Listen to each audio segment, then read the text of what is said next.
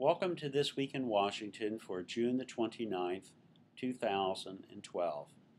I must say that I never thought I would be sitting here today telling you that the Senate has actually passed the transportation reauthorization following a vote in the House of Representatives earlier today.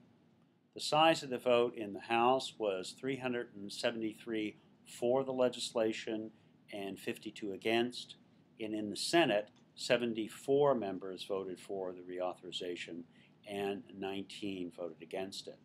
The reauthorization bill is also included in a package of legislation that includes both legislation on student loans and flood insurance. For the next 2 years, the Transit Trust Fund has been made whole. This is a significant accomplishment and almost an unbelievable one based upon where we have been on this issue for the last 2 years.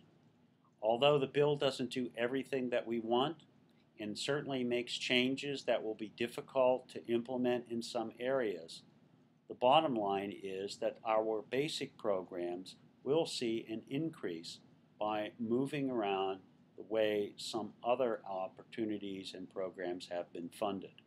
For instance, the capital program will be shifted into more of the formula programs. The JARC program will be shifted to formula allocations. So this means that many of our rural and smaller urban transit programs will in fact see greater money assigned to them in a way that we hope means they'll be able to get their funds without jumping through separate hoops and processes to receive needed, important financial assistance. We're concerned about the changes that did finally get constructed in the bill for the 5310 program. We know that many people are concerned about the 5310 program passing through the designated recipients, but I would say at this stage there are provisions in the statute that there must be regional and local plans for this, and it's my hope that we'll be able to work with individual community-based transportation organizations to see that their needs are represented in this process. We're also very glad to see that the 5310 program for the first time will be able to be used for operating expenses. Again, no piece of legislation is ever perfect, but considering this political situation and the political climate that we've had to deal with, this is really an amazing outcome on a very short time notice. We are very appreciative of the Senate and the House taking these important steps to reach a bipartisan agreement after so much difficulty. The most important thing for us is that transit and highways are able to continue their work outside of this terribly divisive partisan period. And the length of this legislation takes us through the election season and cycle so that when we begin the process of a longer bill, we will at least be outside this current very difficult period. All of this is good news for advocates of transportation and very good news, I think, for those of you engaged in providing, again, these important services. As you know from my email yesterday, the Affordable Care Act was affirmed by the Supreme Court. Since then, we've been concerned about part of the opinion that was written relative to the Medicaid expansion. In the court's decision, it said that the federal government could not force the states to adopt the Medicaid provisions that are in the Affordable Care Act, and that they have to do this adoption because they want to, not because they are forced to. Some people are very concerned about this, feeling that many states will not opt to include as many Medicaid recipients as they would have if they had been compelled to do that.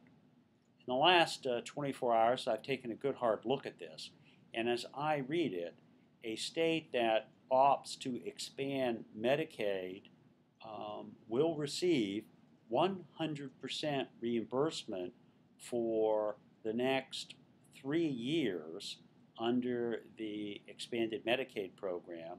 Following that, there is a period of 3 years in which they will receive 95%.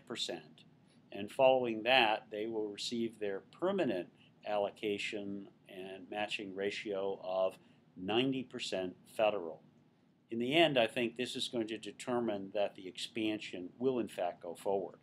So I think this means for us, depending upon the bigger political context, if the health care program is not repealed based on the outcome of these elections, we can begin the work of figuring out the best way that we can continue to urge and to help people implement the vast transportation changes that are going to occur because of this.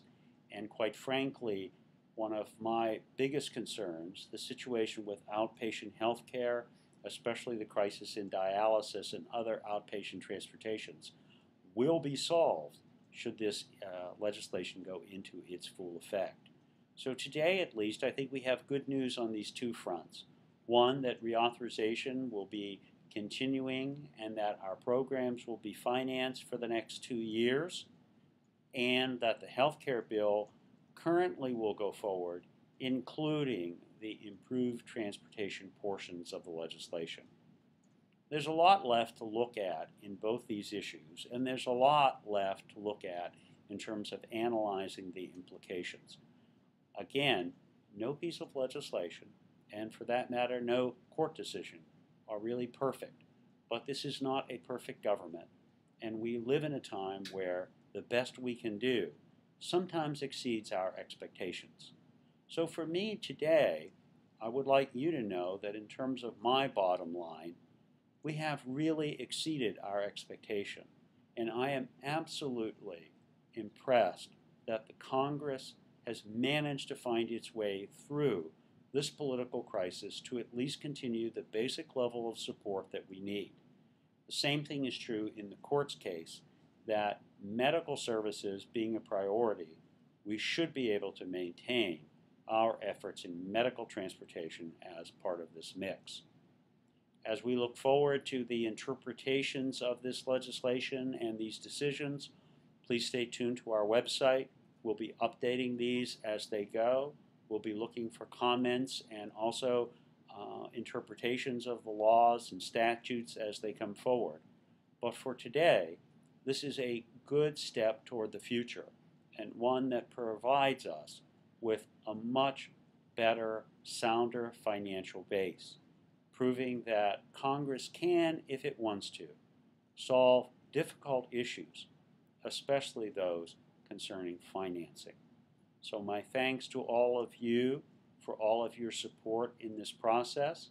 For those of you who still have, with me, concerns and goals that are unmet, you can rest assured that we will continue our efforts in that regard. And unlike other reauthorizations, this one is only good for 2 years, which gives us a chance to revisit anything that isn't going well and anything that needs more attention. Have a great weekend. Please feel free to let me know if there's anything else you'd like to know right now. If you haven't looked at our website, I'd encourage you to do so, and there will be more information forthcoming shortly. Until later, have a good weekend again, and I look forward to talking to you soon. Thank you very much.